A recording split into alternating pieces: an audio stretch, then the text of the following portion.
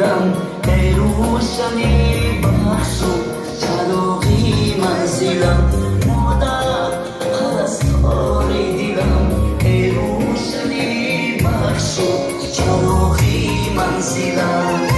دوستان عزیز، از طرف اون شعری که در نام شاه ملکه گذاشته شده است، اول با مادران خویشتن باید وقت های یکدیگر میچشانند. برآمد شاه ملکه.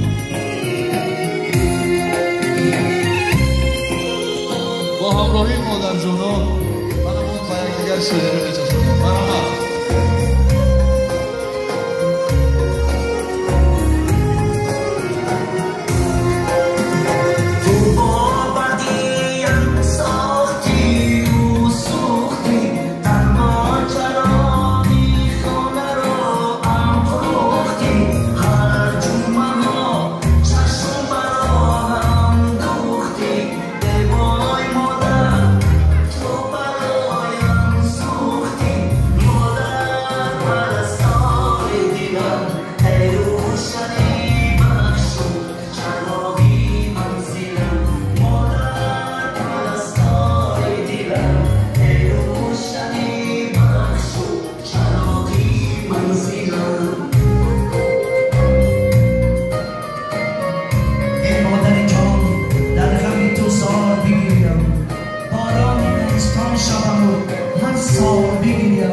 آن روز که نام تو بیاید بر زبانم، دیوانه صفت در سر بازار بگیرم.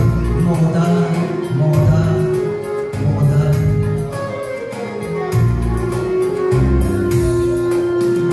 مادر توی دار و ندارم. مادر بعد از تو من دیگر چی دارم. مادر دلگیری من پشت و پناهم. مادر من با دعایت رو براهم. مادر مادر پرستار دلم ای روشنی بخش و چراغی منزلم.